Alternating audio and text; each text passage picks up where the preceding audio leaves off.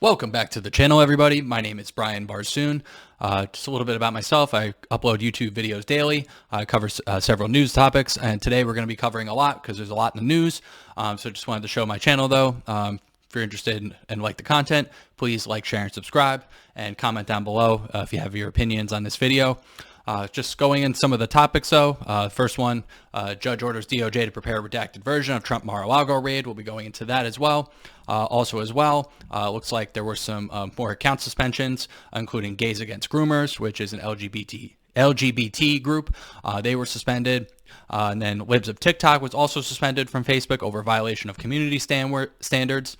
The U.S. and Taiwan are going to be announcing formal bilateral trade talks, so escalations. And then also as well, some stories from New York City come with illegal immigration and crime. There was a gentleman who punched another gentleman and was clearly an assault charge and now has been reduced to a misdemeanor. We'll get into that. And as well, we'll be discussing an earlier video that I posted on this channel that was about the Finnish Prime Minister, Sanna Marin, age 36, who was caught dancing and partying, and now there are calls for her to be drug tested, and the decorum of it is what's rubbing people the wrong way. So curious to hear your thoughts about that as well. So let's just jump right in. Okay, so the first story we're going to cover is with the Trump Mar-a-Lago raid and the investigation, everything involved with that.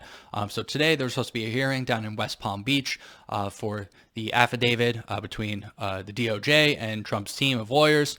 And the affidavit was presumably to be unsealed today. However, they have ruled that due to certain items in the warrant that they need to go back, the DOJ needs to go back and present a redacted version of these reports for the interest of national security or intelligence or whatever they're calling it.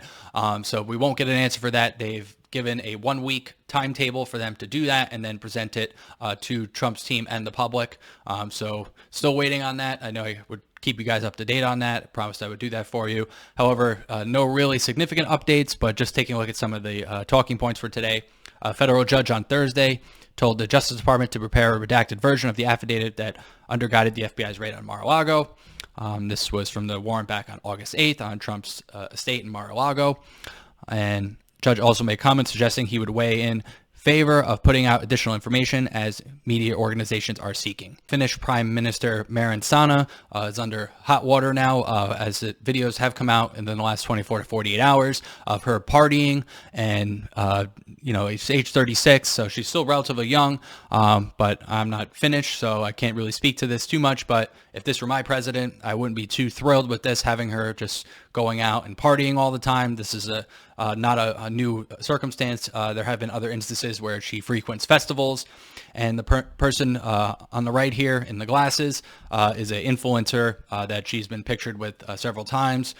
So it seems like she's not taking the position seriously, and she just wants to party it up. And it's okay to dance and have a good time, but since they're recently going to join NATO, and Vladimir Putin has been out there delivering warnings based off of certain actions from NATO. It's just not a good look for NATO in general and for Finland and the United States.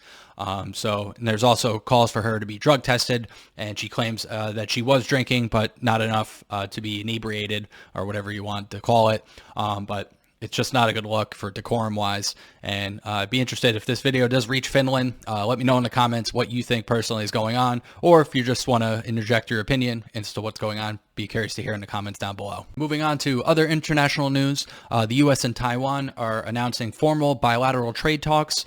So everyone is aware that Nancy Pelosi visited the region a couple weeks back, but there was a second visit now from the United States officials. And they say the first round of talks are expected to begin in early fall, said the Office of U.S. Trade Representatives. Their discussion will include talks on trade facilitation, digital trade, and anti-corruption standards. And relations between U.S. and China obviously have been pretty tense, as for aforementioned Pelosi trip a couple weeks back. And let's see what else here. The trade between the U.S. and Taiwan currently at $106 billion.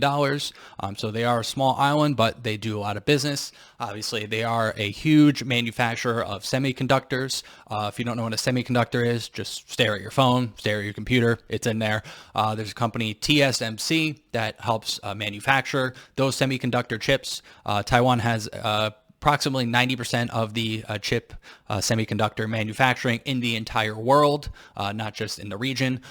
So a lot of people have speculated that Pelosi went over there to give them assurances so that when they eventually come over to America to start producing, which was part of the CHIPS Act that was signed a few weeks back, where they're going to focus on chip production in the United States. A lot of people are theorizing that TSMC, this company, is going to be bringing facilities over into the States and that they'll be producing there as well.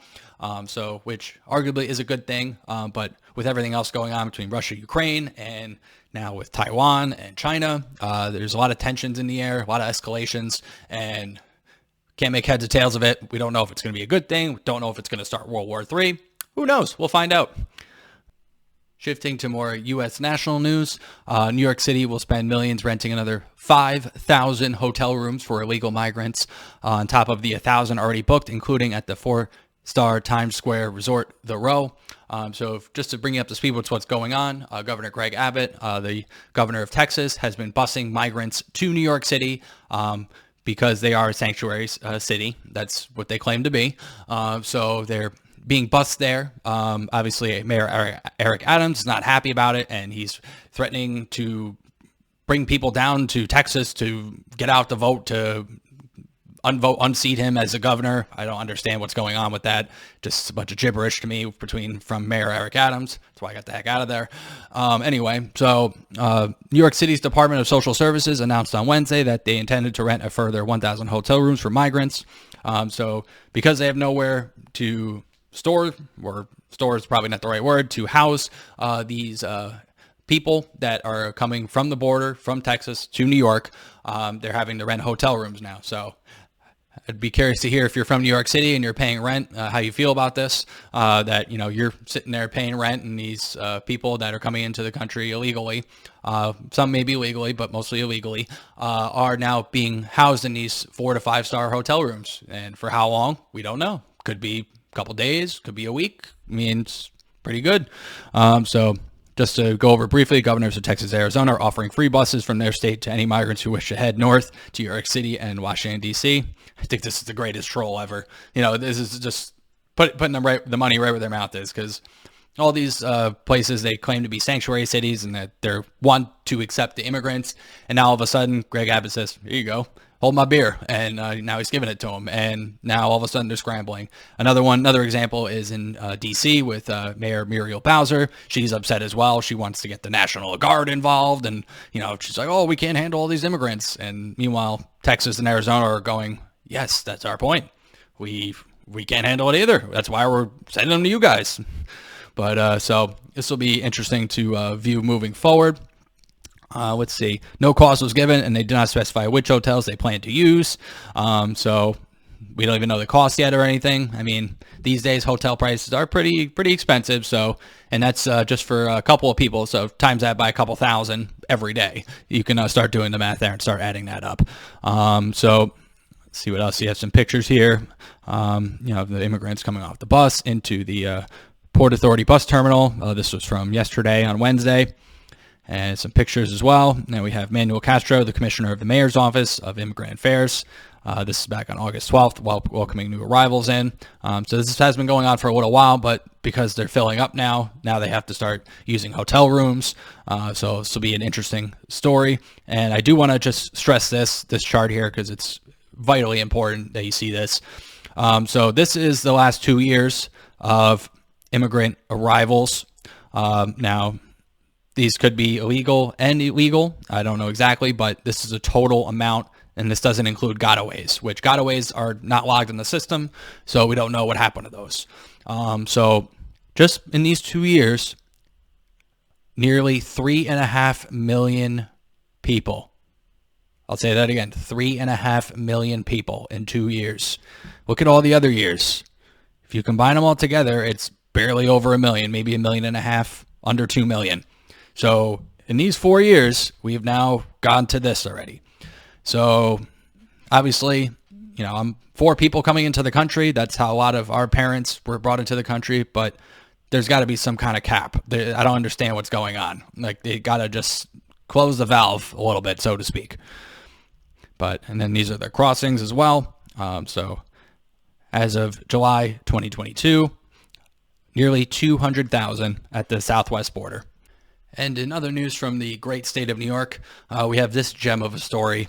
New York City thug 55 who put on gloves to knock out diner and unprovoked attack is freed after attempted murder charge is downgraded to misdemeanor.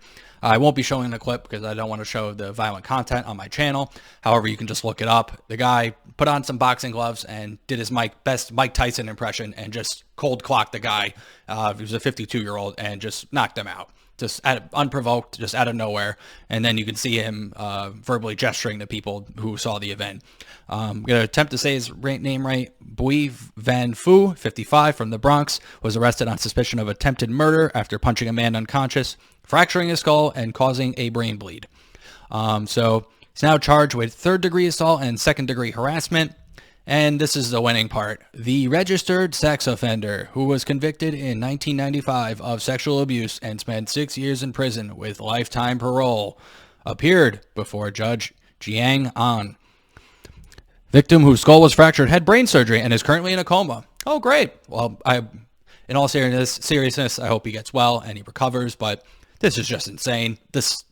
What is going on there? Is this the Wild West? Is this like, we're all just doing whatever we want now? Apparently so. Apparently you can literally almost get away with murder. It's quite the time we're living in these days. Gotta love it. So covering more social media news, cultural news, there's an update on the report from the Gays Against Groomers Twitter that was originally suspended and thought to be permanently banned. It's now been restored after everyone came out in backlash against it because nobody could understand why it was happening. So this is one of their quotes here. As far as we know, our account was permanently suspended by Twitter this morning. And this was from August 17th, yesterday. We weren't given a reason as to why or even notified about it. Radical activists were celebrating it being permanent as well. We filed an appeal, but I haven't heard anything further. Very confused. So just a little backstory. Gays Against Groomers, who describe themselves as a coalition of gays against the sexualization and indoctrination of children, is the latest account challenging the predominant leftist narrative to be permanently banned from Twitter on Wednesday morning.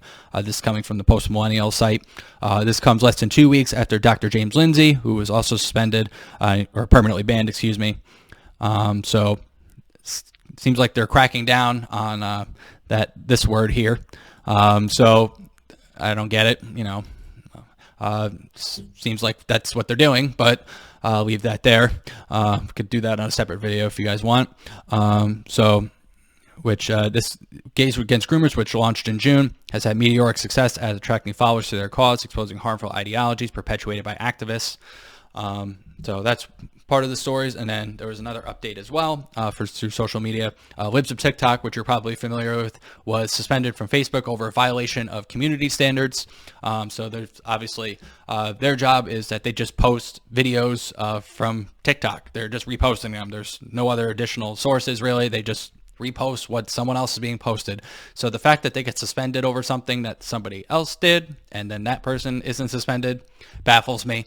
But just because they're aggregating all of the videos together, they figure it's just a one-stop shop and they can try to take them out. So obviously a couple months back, I don't know how recent this was, they were suspended for their Instagram account, which is also owned by Meta Facebook, but then was reinstated. And down in the report here, it does mention, let me see if I can find it here. So they were suspended, and within 2 to 5 minutes, they reported it and asked to challenge that ruling. And then they immediately got a notification back saying, we have already reviewed this decision and it can't be reversed. And it was more interesting about how quickly they were able to come with that determination. No normal person would have been able to do an investigation or even review it in that short of time. So seems like they were just trying to permaban them just because of who they are. That's just my opinion, though, but probably yours as well. So this is what they got here. Facebook had just suspended our account. No reason given. And then here's all the why they were I don't know why I'm laughing, but it's laughable, some of the things that happen in the world these days. So just Libs of TikTok routinely posts content found on TikTok exposing groomer teachers and unhinged leftists who proudly proclaim their pronouns and constantly redefine reality. So that's pretty much all the stories that I wanted to cover today. If you're interested in the content, please like, share, and subscribe. You can find me on Twitter at Brian_Barsoon and on Rumble at BB_news. Hope you're all safe and take care.